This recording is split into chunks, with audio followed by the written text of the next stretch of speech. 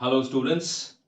In this video, I am going to explain the last chapter of your book Politics in India Since Independence, Political Science, class 12th. The old name of this chapter was Recent Developments in Indian Politics, and the new name of this chapter is Indian Politics, Trends and Developments. In this last chapter, we shall have a brief outline of the last 2 decades of Indian politics. The developments that took place during this period are complex, for various kinds of factors came together to produce unpredicted outcomes in this period. Also, these developments are very controversial as they involve serious conflicts.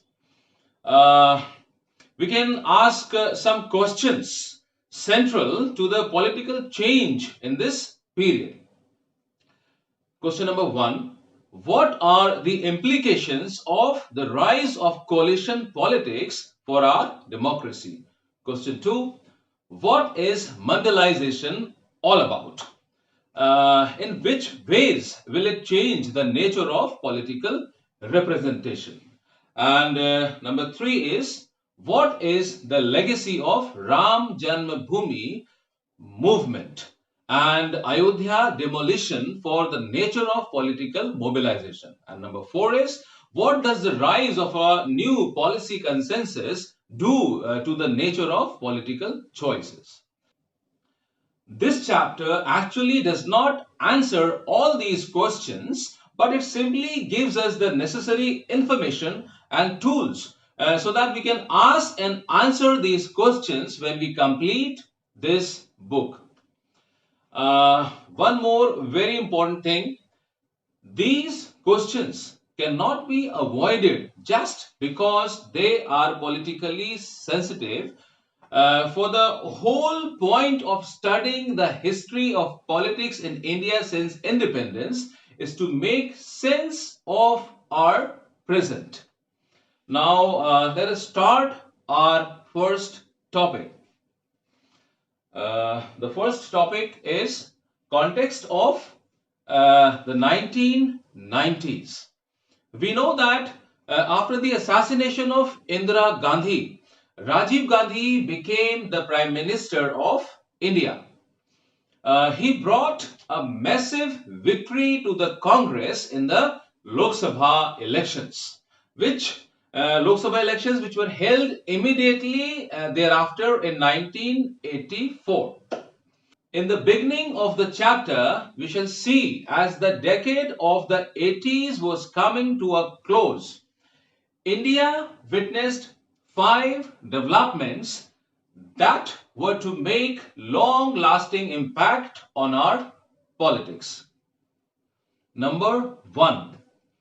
The first and the most crucial in the development of this period was the defeat of the Congress party in the elections of 1989. 1989. The Congress party had won 415 seats in the Lok Sabha elections in 1984, but it could win only 197 seats in the elections of 1989. But the Congress party came back to power soon after the midterm elections of 1991. But in the words of the political scientists, 1989 elections marked the end of the Congress system.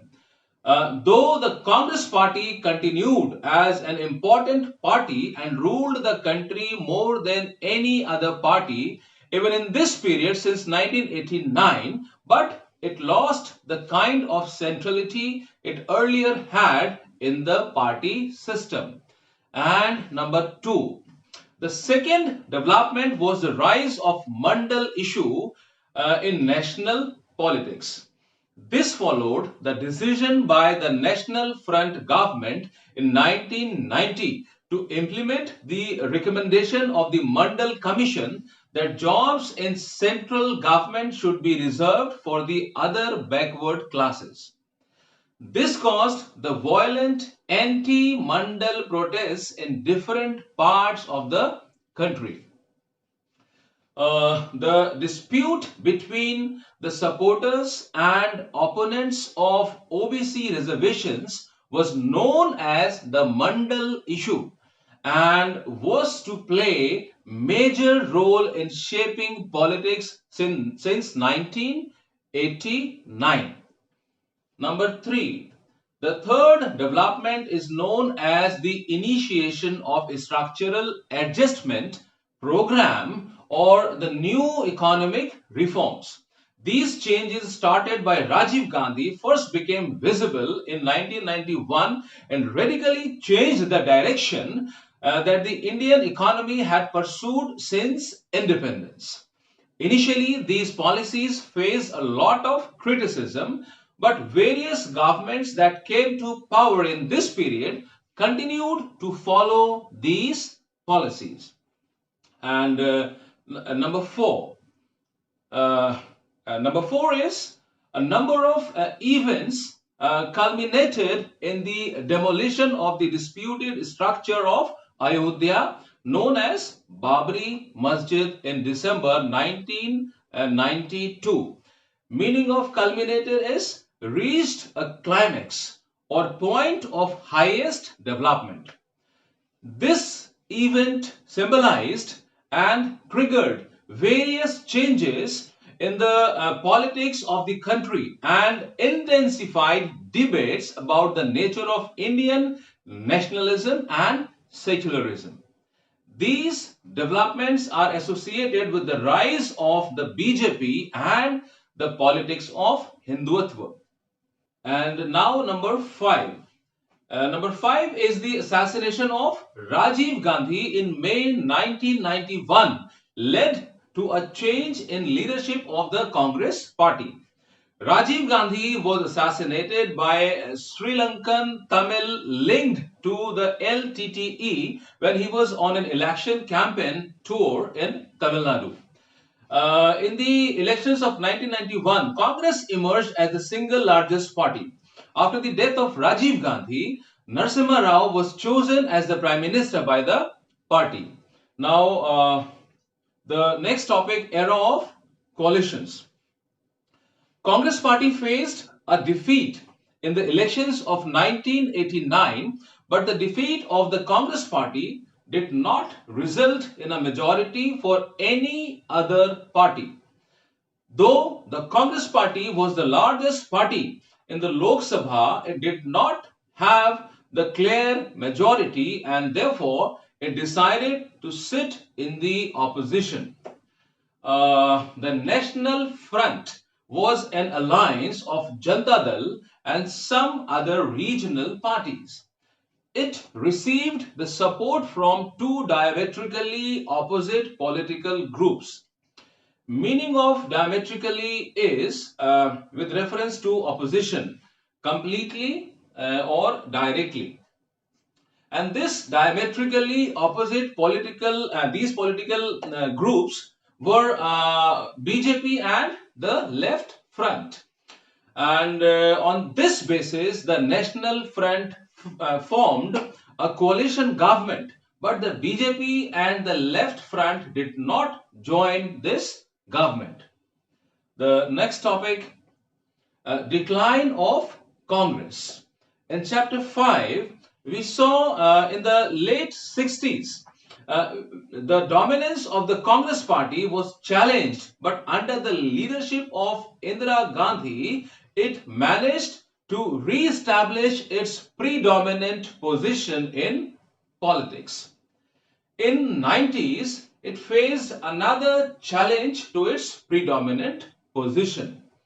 But it did not mean the emergence of any other single party to fill its place. And thus began an era of multi-party system. After 1989, it was the emergence of several parties in such a way that one or two parties did not get most of the votes or seats. The meaning of this is that no single party secured a clear majority of seats in any Lok Sabha elections held since 1989 till 2014. And this development began an era of coalition governments at the center, in which regional parties played a crucial role in forming ruling alliances. The next topic is alliance politics. The 90s also witnessed the emergence of powerful parties and movements that represented the Dalit and backward castes. These parties played an important role in the United Front government that came to power in 1996. The United Front was similar to the National Front of 1989, for it included Janata Dal and several regional parties. This time, the BJP did not support this government. The United Front got the support by Congress. This action shows how unstable the political equations were. In 1989, both the left and the BJP supported the National Front government because they wanted to keep the Congress out of power. In 1996, the left continued to support the non-Congress government, but this time the Congress supported it, as both the Congress and the left wanted to keep BJP out of power. And then we saw that BJP continued to make its position strong in the elections of 1991 and 1996. It emerged as the largest party in 1996 elections and was invited to form the government. But many of the parties were not in support of the policies of the BJP, and therefore the BJP could not secure a majority in the Lok Sabha. And it finally came to power by leading a coalition government from May 1998 to June 1999, and was re-elected in October in 1999. Atal Bihari Vajpayee was the Prime Minister during both these NDA governments, and his government formed in 1999 completed its full term. Since the era of coalition started, there have been several governments at the center, all of which have either been coalition governments or minority governments supported by other parties which did not join the government. This applied to the National Front in 1989. The United Front in 1996 and 1997, the NDA in 1997, and BJP-led coalition in 1998. The NDA in 1999, and the UPA in 2004 and 2009. However, this trend changed in 2014. The Bharatiya Janata Party, led by Prime Minister Narendra Modi, got an absolute majority in the Lok Sabha elections held in May 2014. Though called NDA 3, the BJP-led coalition of 2014 was largely different in its predecessor coalition governments. The NDA 3 coalition was not only steered by a national party, that is BJP, it was also dominated by BJP with an absolute majority of its own in Lok Sabha. The 2019 Lok Sabha elections, the 17th since independence, once again brought back BJP-led NDA, that was NDA 4, to the center of power by winning more than 350 seats out of 543. The BJP on its own won 303 seats in Lok Sabha. Now the next topic, political rise of other backward classes. One long-term development of this period was the rise of other backward classes as a political force. Other backward classes are communities other than SC and ST who suffer from educational and social backwardness. These are also referred to as backward castes. The next topic, Mandal implemented. In the 1980s, the Janata Dal brought together a similar combination of political groups with strong support among the other backward classes. The Mandal issue started with the National Front government's decision to implement the recommendation of Mandal Commission that jobs in central government should be reserved for other backward classes, leading to violent anti-Mandal protests in country between supporters and opponents of OBC reservations. This period also witnessed the emergence of many parties that sought better opportunities for OBCs in education and employment, and also raised the question of share of power enjoyed by the OBCs. Uh, these parties claimed that since OBCs constituted a large segment of Indian society, it was only democratic that the OBCs should get adequate representation in administration and have their due share of political power. The next topic is political fallouts. In 1980s also witnessed the rise of political organizations of Dalit. In 1978, the Backward and Minority Communities Employees Federation was formed. This organization took a strong position in favor of political power of the Bahujan, the SC, ST, OBC and minorities.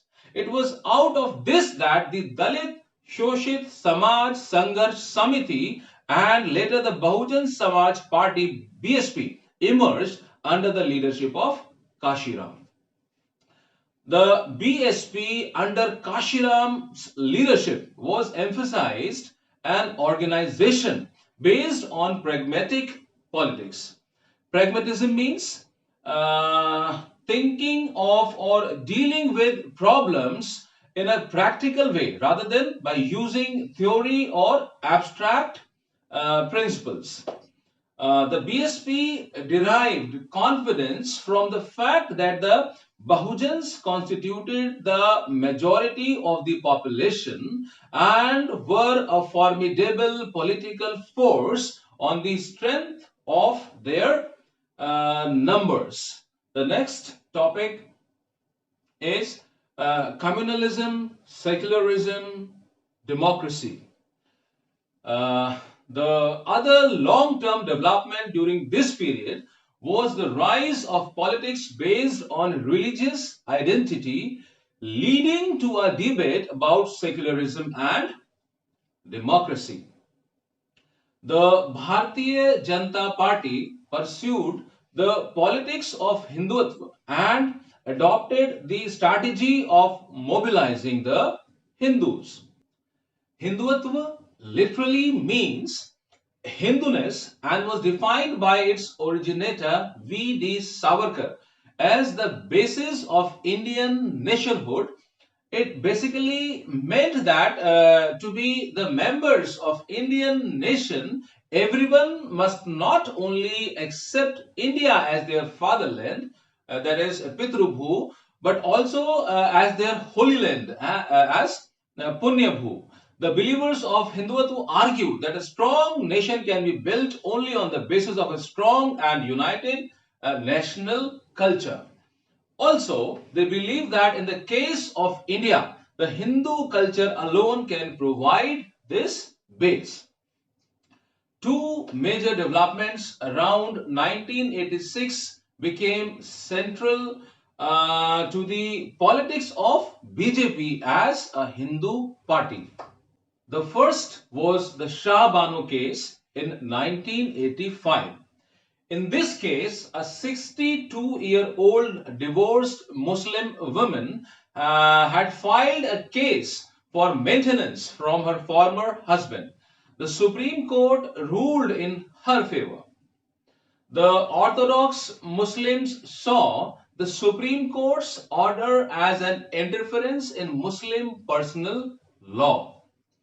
On the demand of some Muslim leaders, the government passed the Muslim Women Act 1986, that was Protection of Rights on Divorce, that nullified the Supreme Court's order or judgment.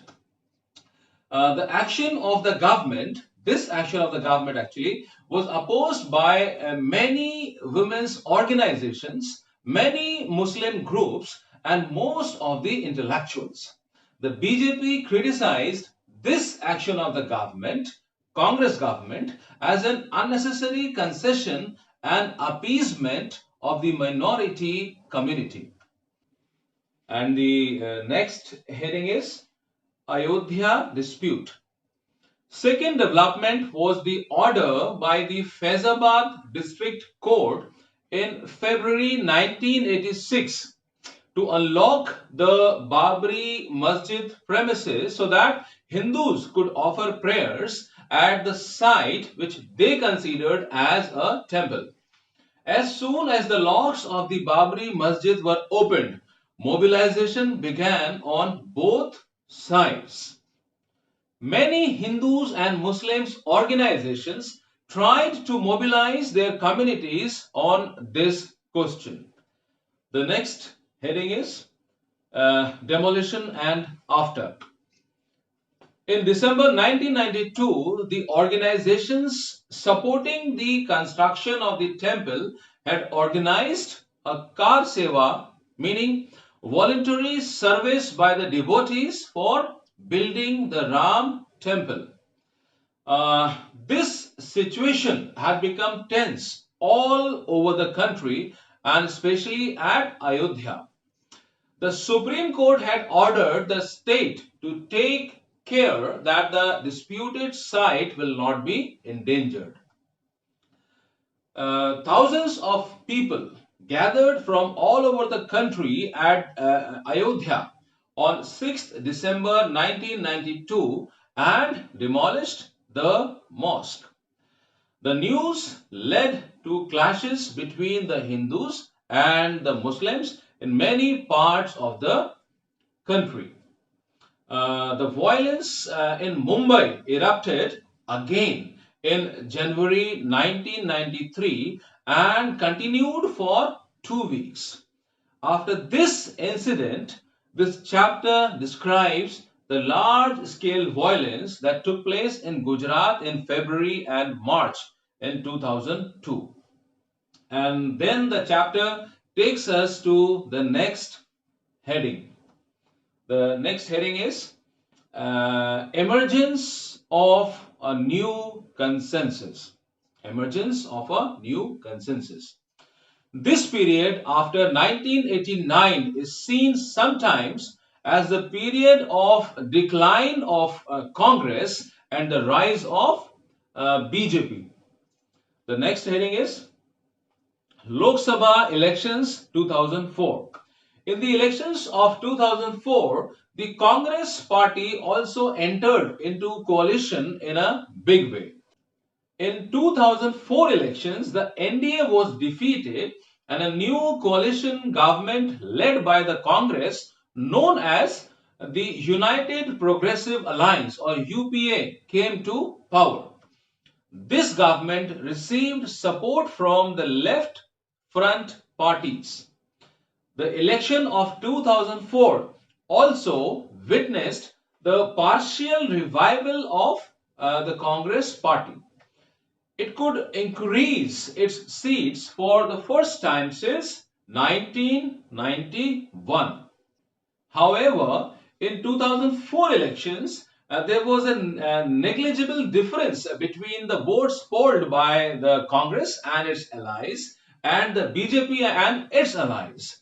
Thus, the party system has now changed almost dramatically from what it was till the 70s. The political processes that are unfolding around us after the 1990s show the emergence of broadly four groups of parties. Number one, parties that are in coalition with the Congress, number 2, parties that are in alliance with the BJP, 3, number 3, left front parties, and number 4, the other parties who are not part of any of these 3. The next is growing consensus. Next topic. Though there are several differences between many political parties, but a broad agreement has emerged on many crucial issues among most parties. This consensus consists of 4 elements. Number 1 is agreement on new economic policies. Most parties believe that these policies would lead the country to prosperity and a status of economic power in the world. Number 2 is the second consensus is the acceptance of the political and social claims of the backward caste. Almost all the political parties are willing to ensure that the OBCs get adequate enough share of power. Number 3 is, third element is the acceptance of the role of the state level parties in the governance of the country. And number 4, emphasis on pragmatic considerations rather than ideological positions and political alliances without ideological agreement.